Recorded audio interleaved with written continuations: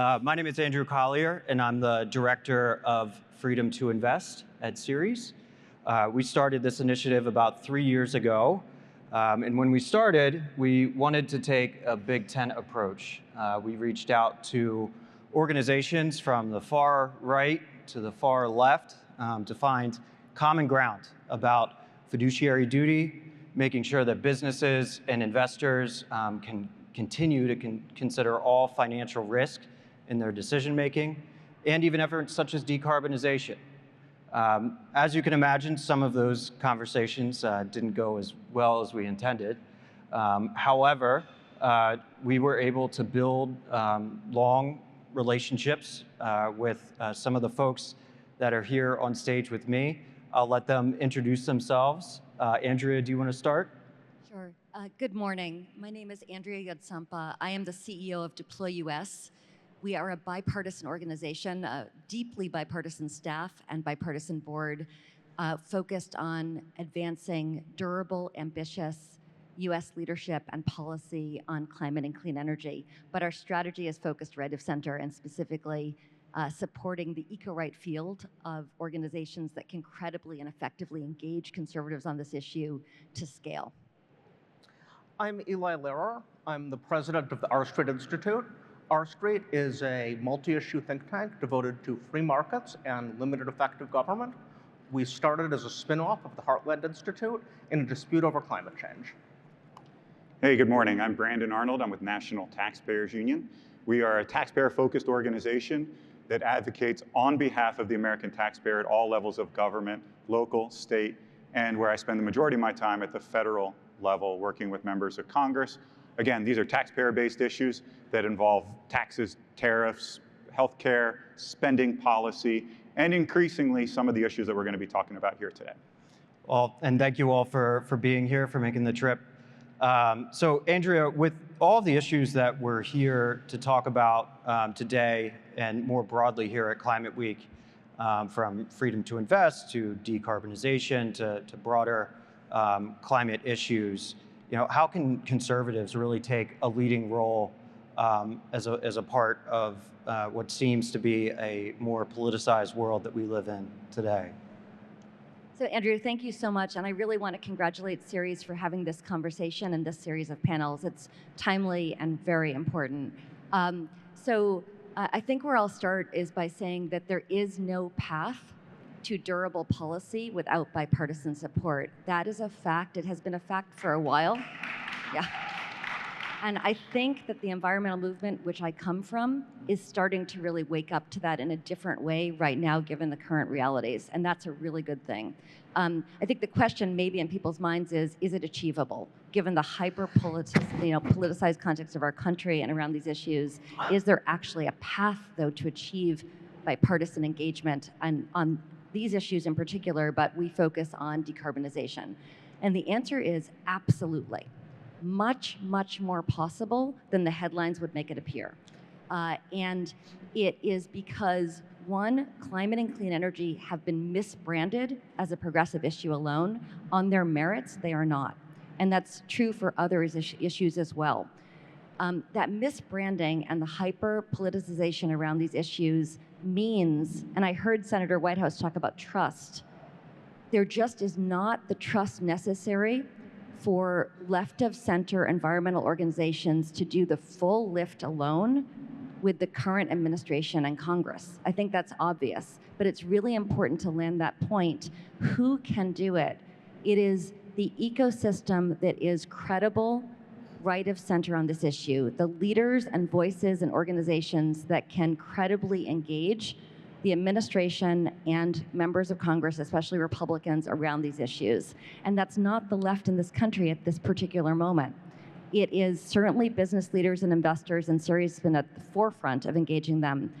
But it also includes what we describe as the eco-right field. So this is an ecosystem of nonprofit organizations across the country, many of which are led by political conservatives, including folks on this stage, that is committed to leadership on climate and energy and able to authentically bring this into conversations with Republican policymakers and constituents.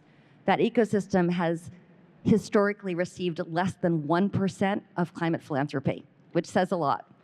So one of the opportunities that I want to elevate is the critical importance. This ecosystem is on the critical path to US leadership on climate and clean energy and deserves this kind of elevation and much more support. And I really want to acknowledge Eli and Brandon and the panel that follows of former members for being part of that ecosystem. All right, thanks so much, Andrea. So Eli, how does the freedom to invest fit into the broader philosophy that you have at R Street? You know, Andrea had mentioned bipartisanship, but how, in your mind, can conservatives really take a leading role in this? Sure. Thank you so much for the question, and thank you to Ceres for having me here. As an evil conservative, I wake up every morning, stroke my monocle, put on my top hat, and think about profits first and foremost. Isn't much else to think about, really. The fact is that people should be able to pursue profit, should be able to pursue innovation, should be able to pursue creativity any way they want to. We don't know, nobody knows in advance what's going to work. That's why markets work. If investors are denied the ability to invest based on what they think is best, not what some bureaucrat thinks is best, not what some politician thinks is best, that will significantly reduce the opportunities to make profits, to have a market that functions, to have a free market, to advance human flourishing. And anything that interferes with that is a big problem. And it's a problem when people on the left do it. And the way the laws are being written, it's perhaps an even bigger problem when people on the right do it. Yeah, thanks so much. You know, Andrea did mention the path forward. What do you think is a way that you know, conservatives and also liberals can work together to really push the issues that we care about forward? So there are a lot of ways that conservatives and liberals can work together. Sometimes it's a matter of realizing that people do have different goals, but those goals can be sympathetic in many ways. Promoting equity and outcomes, that's a sympathetic goal. It's not the one that I would put first and foremost, but I understand why people on the left would have that goal. When it comes to the issue of climate, I think there's tremendous opportunity, as Andrea said, for bipartisan collaboration, because ultimately the solution to the problems of climate are not going to come from bureaucrats, are not going to come from politicians. They're going to come from creativity and free markets. No really complex problem in human history has ever been solved by somebody on high decreeing this is exactly how we're going to solve it. It's been solved through self-organization, through creativity, through advancements in technology, through advancements in science. And these are things that conservatives traditionally have been all about. And there is tremendous opportunity to do it. My major goal when it comes to climate change is to get a lot of people on the left to do the things that I favor to do anyway. Thanks, Eli. So Brandon, working for an organization that's focused on taxpayer issues, you know, what brings you here today? I know that we have worked together in the past on, you know, the economic impacts that this legislation has on taxpayers. But what brings you here to talk about your organization and the freedom to invest? Yeah, well, thanks again for having me, first of all. Well, fundamentally, I think this is a taxpayer issue.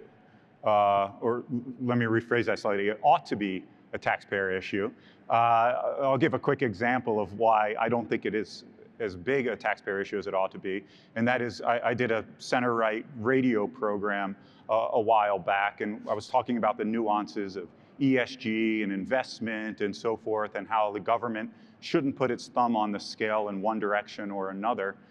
And we were talking for a few minutes, and finally the host paused me and said, "Brandon, wait a second here. Are you pro-ESG or anti-ESG? I don't get it." And it kind of dawned on me there that we have become a society that is so polarized, that is so red team versus blue team, that we can't see this issue in a nuanced fashion. We can't see that the real North Star when it comes to government policies here, in my humble opinion, ought to be protecting taxpayers, doing what's best for voters and the public here, instead of trying to use the power of government to bend it to our particular policy agenda. And that's really, I think, why the freedom to invest is so important. But I think it gets back to the basics here. People should be free to engage in ESG investing as individuals, as private companies, and so forth.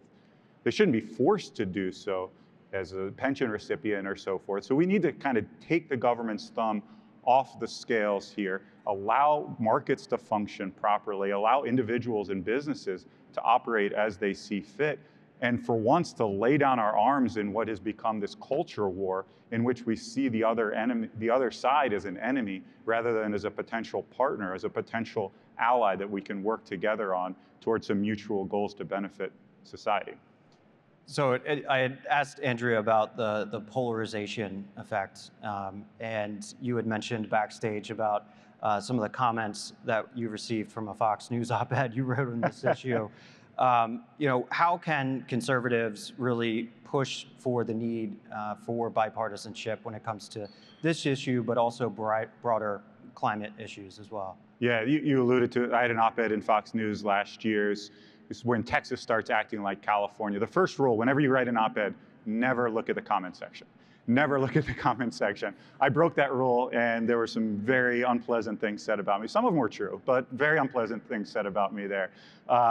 They don't like me very much. But yeah, listen, I think the goal here ought to be, setting the North Star for this conversation. If it is just a matter of Democrats are in charge, so we're trying to bend the federal government in one direction, and then 4 years later, Republicans are in charge, and we try to swing the pendulum in the other direction, I think the American public is really going to be left at a disservice there. We need to have some degree of bipartisanship. We need to set goals here that are mutually beneficial for Republicans and Democrats. We need to get past some of this divisive rhetoric that's just red team versus blue team, because the end game of that is not a happy place, I don't think, for red team or blue team. Well, I appreciate the three of you joining me here today. On the screen behind me is a QR code. Please visit freedomtoinvest.org. And thank you for your time. I hope you enjoyed our panel. All right.